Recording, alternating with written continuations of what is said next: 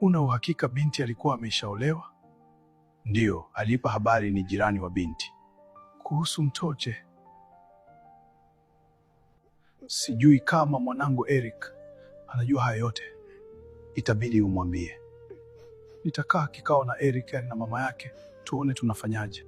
Mr. Ben, asante kwa kujali na kunipa muda wako. Nitakupa majibu sahihi kesho. Sawa, hamna shida. Wewe ukinihitaji muda wote napatikana. Selina kwa nini anazidi kunisumbua? Sasa na mblock, anazidi kunikera. Lazima nimuoe Tina. Inabidi nitumie mbinu nyingine kumpata Tina. Inabidi nikubali maamuzi yake. Tina najua atafurahi mimi kubariki maamuzi yake. Sasa nitamshawishi tuwe wapenzi wa siri bila mtu yeyote kujua.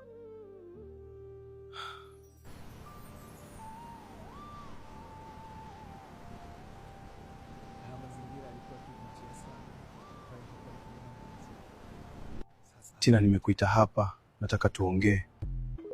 Nakusikia. Tina, nimekaa na kutafakari, nimebariki maamuzi yako. Siwezi Joel kurudia makosa. Sawa, kuwa makini. Selina anaendeleaje? Mimi na Selina tushamaliza, sitaki kujua habari zake. Sawa, hamna shida. Tina, nina ombi moja kwako. Ombi gani?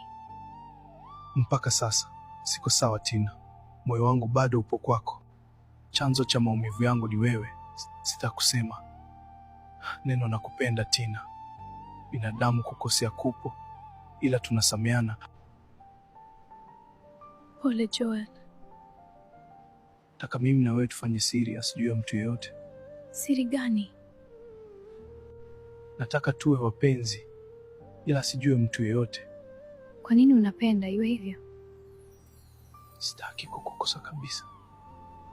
Sitaki kukukosa kabisa Tina. Nahitaji tuwe wapenzi wa siri sana, hata Eric asijue. Je, Eric na mama wakijua? Hawawezi kujua. Niamini mimi. Eric anaogopa kubeba mimba nikarudia makosa. Huwezi beba mimba Tina. Kuwa na amani. Nitakulinda. Siwezi kubali uharibikiwe. Kama nivyo sawa. Asante Tina. Sitavunja makubaliano yetu.